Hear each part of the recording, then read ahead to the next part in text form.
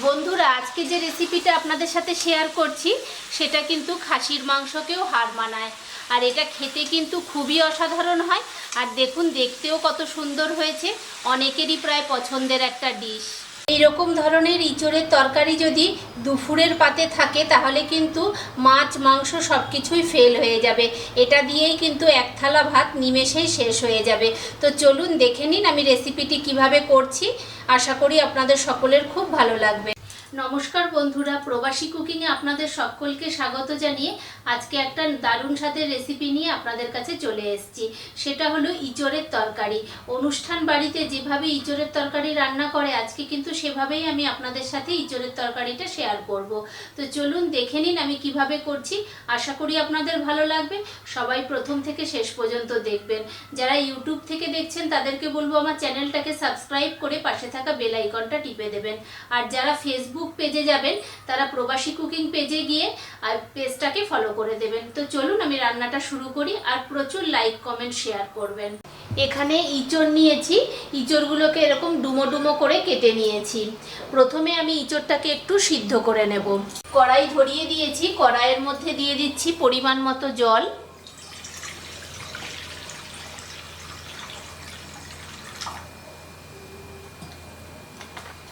এবারে এর মধ্যে দিয়ে দেব কেটে রাখা ইঁচড়গুলো।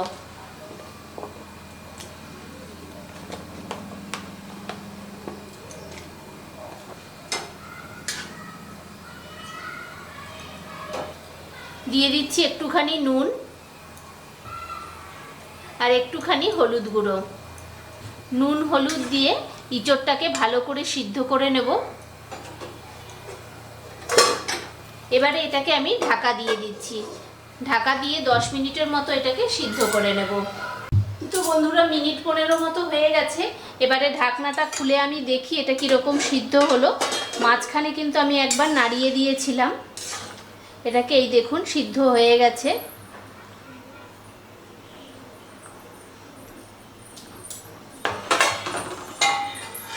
তো ভালোভাবে সিদ্ধ হয়ে গেছে। এবারে এটাকে আমি নামিয়ে দিচ্ছি।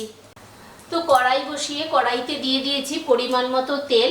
তেলটা গরম হয়ে গেছে। এবার তেলের মধ্যে আমি ডুমো করে আলু কেটে রেখেছিলাম, এই আলুটাকে ভেজে নেব। আলুতে দিয়ে দিচ্ছি একটু নুন আর একটুখানি হলুদ গুঁড়ো। নুন হলুদ দিয়ে আলুটাকে খুব ভালো করে ভেজে নেব।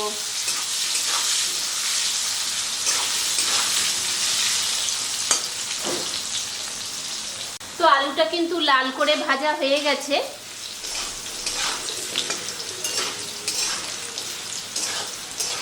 তো এবারে আলুটাকে তুলে নিচ্ছি। এবারে এই তেলের মধ্যেই দিয়ে দিচ্ছি সিদ্ধ করে রাখা ইঁচড়টা। ইঁচড়টা কিন্তু ভেজে রান্না করলে তার টেস্টটা খুব সুন্দর হয়, সেই জন্য আমি হালকা করে একটু ভেজে নেব।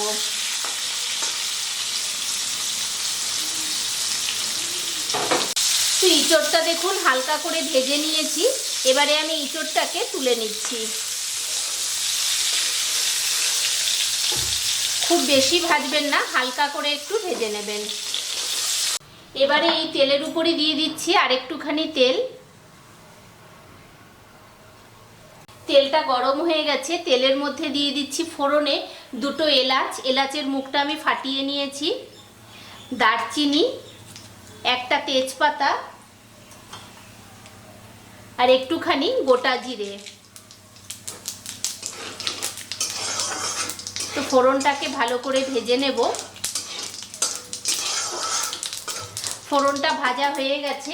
এবারে এর মধ্যে দিয়ে দিচ্ছি পরিমাণ মতো পেঁয়াজ কুচি।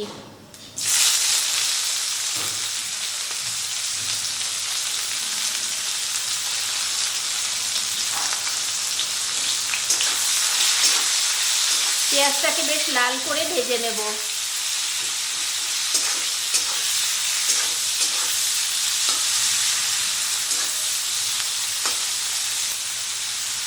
পেঁয়াজটা কিন্তু লাল করে ভাজা হয়ে গেছে।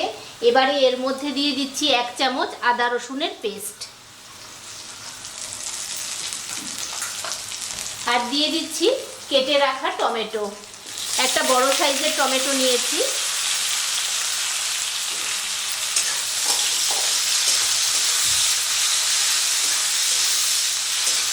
তা এখন সব কিছুকে খুব ভালো করে ভেজে নিতে হবে, আর যতক্ষণ না টমেটোটা গলে যাচ্ছে। তা এখন মিনিট 2 মতো আমি মশলাটাকে ভেজে নিচ্ছি। যতক্ষণে পেঁয়াজ রসুনটা ভাজা হচ্ছে ততক্ষণ আমি একটা মশলা রেডি করে নিচ্ছি। এই বাটিতে দিয়ে দিচ্ছি পরিমাণ মতো হলুদ গুঁড়ো, কাশ্মীরি লঙ্কার গুঁড়ো, জিরে ধনে পাউডার আর একটুখানি লাল লঙ্কার গুঁড়ো। দিচ্ছি পরিমাণ মতো নুন আর দিচ্ছি একটুখানি চিনি। এর মধ্যে দিয়ে দিচ্ছি একটু জল। তো জল দিয়ে মশলাটাকে খুব ভালো করে গুলিয়ে নেব।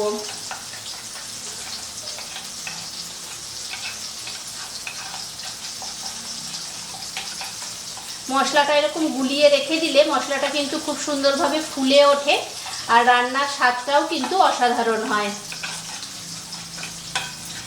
তো মশলাটাকে আমি গুলে নিয়েছি। এখন যতক্ষণ ওটা ভাজা হচ্ছে ততক্ষণ মশলাটা রেডি করা থাক। পেঁয়াজ রসুনটা কিন্তু ভাজা হয়ে গেছে আর টমেটোটাও কিন্তু দেখুন বেশ গলে গেছে। এবারে এই স্টেজে দিয়ে দিচ্ছি এই রেডি করে রাখা মশলাটা।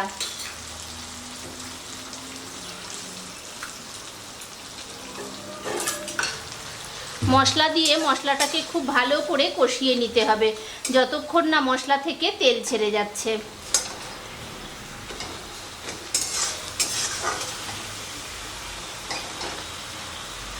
এখন মিনিট 2 মতো মশলাটাকে কষিয়ে নেব। মশলাটা দিয়ে মিনিট 2 মতো কষিয়ে নিয়েছি। মশলা থেকে দেখুন তেল ছাড়তে শুরু করে দিয়েছে আর মশলার রঙটাও দেখুন কত সুন্দর হয়েছে।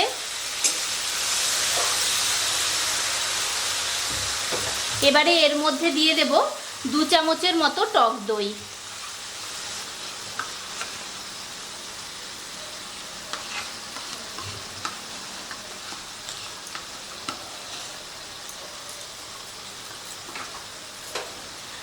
টক দইটা দেওয়ার সময় কিন্তু গ্যাসের ফ্লেমটাকে কম করে দেবেন, নালে দইটা ফেটে যেতে পারে।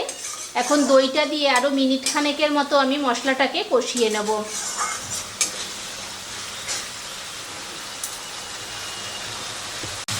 তো দইটা দেওয়ার পরে আমি মিনিট খানেকের মতো মশলাটাকে কষিয়ে নিয়েছি।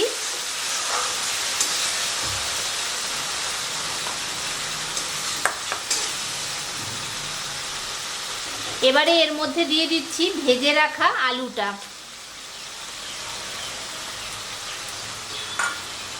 আর ভেজে রাখা ইঁচড়। দুটো একসাথে দিয়ে মশলার সাথে খুব ভালো করে কষিয়ে নেব।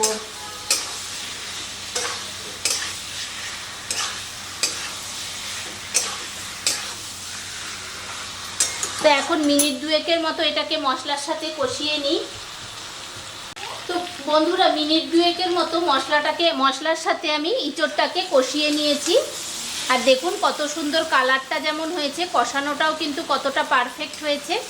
তো এবারে এর মধ্যে দিয়ে দিচ্ছি পরিমাণ মতো জল।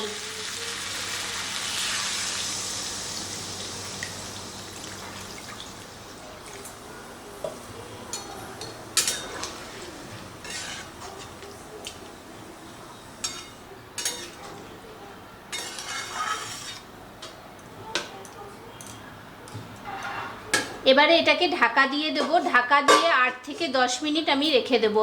তারপরে আমি আপনাদেরকে দেখাচ্ছি এটা কত সুন্দর হচ্ছে। তো 10 মিনিটের মতো হয়ে গেছে। এবারে ঢাকনাটা খুলে দেখি।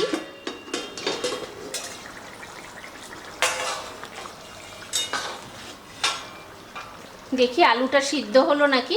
এই দেখুন আলুটা কিন্তু খুব সুন্দরভাবে সিদ্ধ হয়ে গেছে।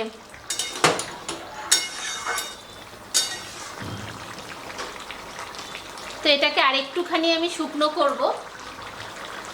এবারে এর মধ্যে দিয়ে দিচ্ছি একটুখানি গরম মশলা গুঁড়ো আর 1 চামচ ঘি।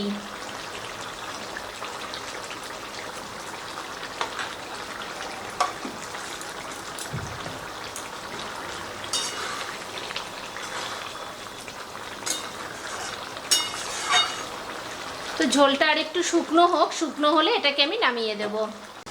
তো বন্ধুরা আরও মিনিট 2 মতো এটাকে ফুটিয়ে নিয়েছি আর গ্রেভিটা দেখুন খুব সুন্দরভাবে কিন্তু হয়ে গেছে। তো এইরকম অবস্থায় আমি এটাকে কিন্তু নামিয়ে দিচ্ছি। তো বন্ধুরা, রেডি হয়ে গেছে দারুণ স্বাদের এঁচোড়ের তরকারি। একদম কিন্তু অনুষ্ঠান বাড়ির মতো করে করেছি। আশা করি আপনাদের ভালো লেগেছে। আর আজকের রান্নাটা আমার কেমন হলো সবাই কিন্তু কমেন্ট বক্সে আমাকে জানাবেন। সবাই ভালো থাকবেন, সুস্থ থাকবেন। দেখা হচ্ছে পরের দিন নেক্সট কোনো একটা রান্না নিয়ে।